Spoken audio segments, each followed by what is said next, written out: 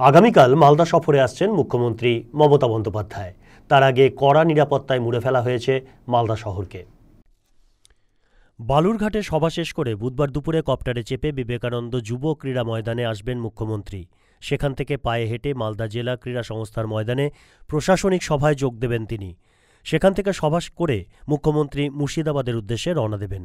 তার আগে মঙ্গলবার সকালে জেলাশাসক নিতিন সিংহানিয়া, অতিরিক্ত জেলাশাসক পীযূষ সালুঙ্খে, ইংরেজবাজার পুরসভার চেয়ারম্যান কৃষ্ণেন্দু নারায়ণ চৌধুরী সহ অন্যান্য আধিকারিকেরা মাঠ দুটি পরিদর্শন করেন।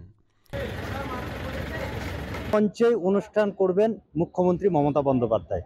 এই কারণে কিন্তু এখানে একেবারে চরম প্রস্তুতি শুরু হয়েছে এবং দেখতেই পাচ্ছেন যে এইখানটায় মঞ্চ তৈরি করা হচ্ছে এবং যেটা প্রশাসনিকভাবে জানা গিয়েছে যে বিবেকানন্দ যুব ক্রীড়া ময়দান সেইখানটায় হেলিপ্যাড হবে এবং সেখান থেকে হেলিকপ্টারে করে নামবেন।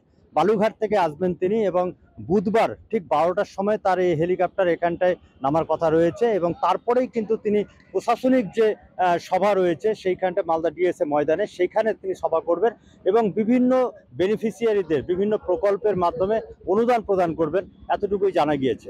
মালদা থেকে গৌতম কর্মকারের রিপোর্ট, হাই নিউজ, মালদা টুডে।